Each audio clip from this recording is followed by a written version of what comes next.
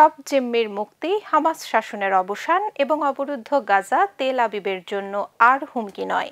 এসব বিষয় নিশ্চিত করলেই হামলা বন্ধ করবে ইসরায়েল।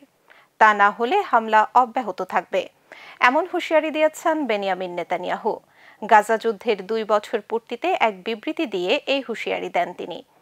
এদিকে ইসরায়েলকে এক মুহূর্তের জন্য বিশ্বাস করে না বলে জানিয়েছে হামাস। গাজায় সংঘাত বন্ধে দুই পক্ষের মধ্যে চলছে শান্তি আলোচনা।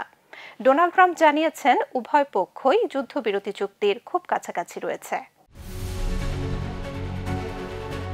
মার্কিন প্রেসিডেন্ট ডোনাল্ড ট্রাম্পের দেয়া গাজার শান্তি পরিকল্পনা নিয়ে মিশরে শুরু হয়েছে পরোক্ষ আলোচনা। আলোচনায় অংশ নিয়েছে ফিলিস্তিনের স্বাধীনতাকামী সংগঠন হামাস ও ইসরায়েলের প্রতিনিধিরা। সোমবার মিশরের শার্ম আল শেখ শহরে প্রথম দফার আলোচনা অনুষ্ঠিত হয়, যাকে বেশ ইতিবাচক বলে মনে করছেন ডোনাল্ড ট্রাম্প।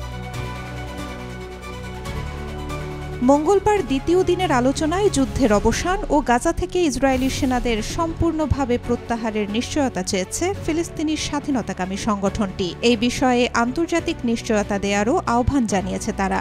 একই সঙ্গে ইসরায়েলি জিম্মিদের মুক্তির সময়সূচি নিয়ে বিস্তারিত আলোচনা হয়েছে। জিম্মি মুক্তির শেষ ধাপের মধ্যেই উপত্যকাটি থেকে চূড়ান্তভাবে ইসরায়েলি সেনাদের প্রত্যাহার করতে হবে বলে দাবি তুলেছে হামাস কর্মকর্তারা। যুদ্ধবন্ধে মিশরে যখন চলছে দুই পক্ষের পরোক্ষ আলোচনা, ঠিক তখনই অবরুদ্ধ গাজা উপত্যকার পূর্বাঞ্চলীয় সুজায়া ও দারাজে চলছে দখলদার বাহিনীর হামলা। 2 বছর আগে শুরু হওয়া সংঘাতে ইসরায়েলের হামলায় এখন পর্যন্ত গাজায় নিহতের সংখ্যা 67,000 ছাড়িয়েছে, যাদের বেশিরভাগই বেসামরিক জনগণ। পুরো পরিবার নিশ্চিহ্ন হয়ে গেছে এমন পরিবারের সংখ্যাও অসংখ্য। কোথাও কোথাও শুধু একটি শিশু বেঁচে আছে। আহতের সংখ্যা প্রায় 1,70,000।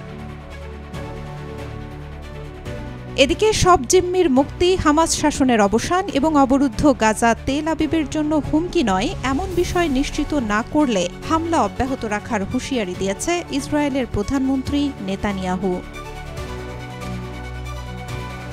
আলোচনায় হামাসের প্রতিনিধি হিসেবে অংশ নেন সংগঠনটির 2 নেতা খলিল আল হায়া ও জাহির জাবারিন।